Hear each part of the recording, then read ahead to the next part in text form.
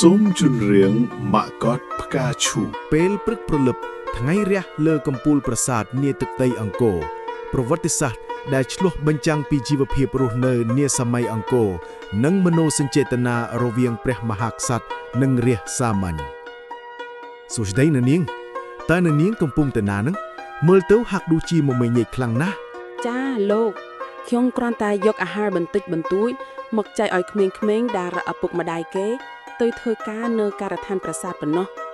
ចុះលោកជាអ្នកណាខ្ញុំមិនដែលឃើញមុខសោះខ្ញុំឈ្មោះជ័យជាអ្នកបម្រើការងារតូចតាចក្នុងព្រះបរមរាជវាំងខ្ញុំទើបតែទំនេរពីការងារក៏ដើរលេងកម្សាន្តទៅចិត្តអ្នកនាងស្រីពិតជាល្អណាស់តើអ្នកនាងឈ្មោះអីដែរខ្ញុំឈ្មោះទេវីចាបើលោកធ្វើការក្នុងវាំងលោកប្រកាសជាហត់នឿយខ្លាំងហើយព្រោះឮថាព្រះមហាក្សត្រទ្រង់កំពុងមមាញឹកត្រៀមការពារទឹកដីជាច្រើនខែកន្លងផុតទៅជ័យនិងទេវីតែងតែជួបគ្នានៅពេលល្ងាចជជែកគ្នាពីប្រវត្តិសាស្ត្រនិងការរស់នៅទេវីបើថ្ងៃណាមួយបងមិនមែនជាមនុស្សសាមញ្ញដូចដែលអូនឃើញតើអូននៅស្រឡាញ់បងដែរឬទេបងចៃមនុស្សម្នាក់មានតម្លៃលើទង្វើនិងទឹកចិត្តមិនមែនលើឋានៈឡើយខ្ញុំស្រឡាញ់ភាពស្មោះត្រង់និងចំណេះដឹងរបស់បងមើលទៅមិនដូចអ្នកបម្រើទូទៅទេបងហាក់ដូចជាអ្នកដឹកនាំម្នាក់អញ្ចឹងបងសន្យាបើផ្ទៃមេឃនៅតែមានផ្កាយបងនឹងមើលថែអូនឲ្យល្អបំផុតស្រាប់តែសូរសំឡេងត្រែទ័ពបន្លឺឡើងយ៉ាងខ្លាំងកងទ័ពសត្រូវចាប់ផ្ដើមឈ្លានពានតាមព្រំដែនបងសូមទុំដែលលះបាំងអូនពេលនេះទឹកដីមានអាសន្នរាជកំពុងរងចាំបងត្រូវតែបំពេញតួនាទីជាក្សត្រដើម្បីការពារទឹកដីនិងការពារជីវិតអូនសូមព្រះអង្គយ៉ាងទៅចុះខ្ញុំម្ចាស់នឹងបន់ស្រន់ដល់គុណបុណ្យព្រះរតនត្រ័យនិងវត្ថុស័ក្តិសិទ្ធិក្នុងលោកជួយថែរក្សាព្រះអង្គឲ្យមានជ័យជំនះព្រះអង្គសម្លឹងមើលទេវីជាចុងក្រោយមុននឹងសម្រេចព្រឹត្តិដឹកនាំកងទ័ពឆ្ពោះទៅកាន់សមរភូមិដោយចិត្តអង់អាចបុព្វទេវតារក្សាទឹកដីអង្គរនិងព្រះបារមីដែលថែរក្សាប្រាសាទដ៏ស័ក្តិសិទ្ធិពេលនេះព្រះស្វាមីកំពុងស្ថិតក្នុងគ្រោះថ្នាក់ខ្ញុំម្ចាស់មិនសូមឲ្យមានការបង្ហូរឈាមដើម្បីជ័យជំនះនោះទេប៉ុន្តែខ្ញុំម្ចាស់សូមបួងសួងសូមឲ្យទឹកពញាណចូលជ្រួតជ្រាបដល់ចិត្តសត្រូវនិងចិត្តនៃកងទ័ពទាំងសងខាងសូមឲ្យព្រះអង្គមានព្រះវិចារណញ្ញាណដ៏ឆ្លៀសវៃប្រើសម្ដីជាអាវុធប្រើមេត្តាធម៌ជាខែលដើម្បីចរចាបញ្ចប់ចំនួននេះដោយសន្តិវិធីសូមកុំឲ្យមានការបង្ហូរឈាមរាស្លូតត្រង់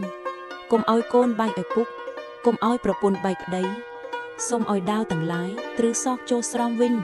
ហើយជំនួសមកវិញនៅពាក្យសច្ចៈនិងសន្តិភាពព្រះអង្គអូនជឿថាទឹកចិត្តដ៏សប្បុរសរបស់បងដែលបងធ្លាប់មានចំពោះរាជនឹងក្លាយជាពន្លឺនាំផ្លូវឲ្យបងចរចាបានសម្រេច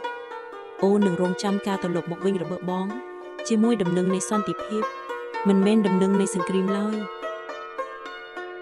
កងទ័ពទាំងសងខាងកំពុងឈរប្រឈមមុខគ្នាចម្ងាយត្រឹមតែមួយកុបព្រួញប៉ុណ្ណោះបារិយាកាសពោពេញដោយភាពតានតឹងព្រះបាទជ័យវរ្ម័នទ្រង់យាងចេញមកមុខគេហើយសុំជួបមេទ័ពសត្រូវដើម្បីចរចា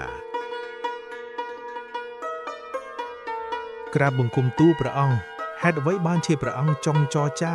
ឬមួយក៏កងទ័ពអង្គរដ៏ខ្លាំងក្លា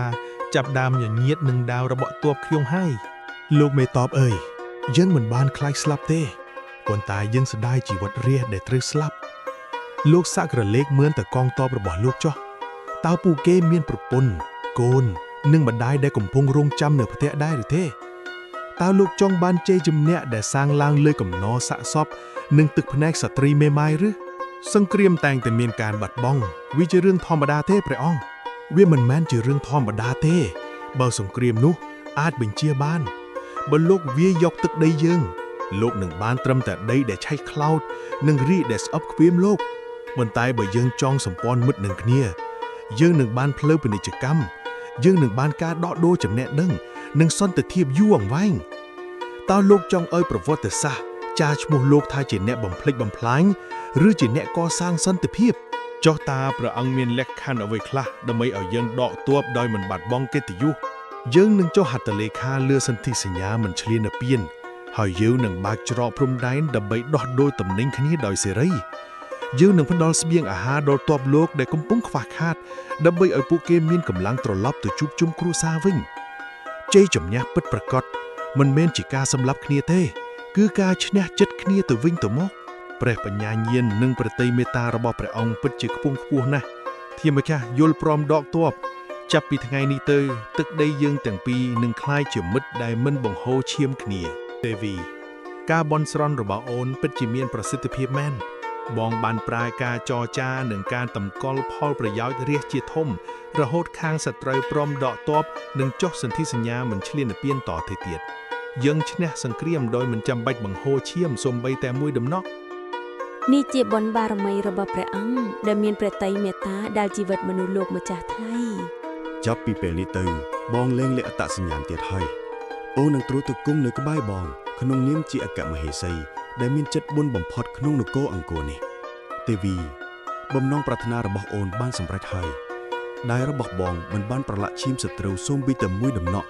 ព្រោះមេត្តាធម៌បានឈ្នះលើកំហឹង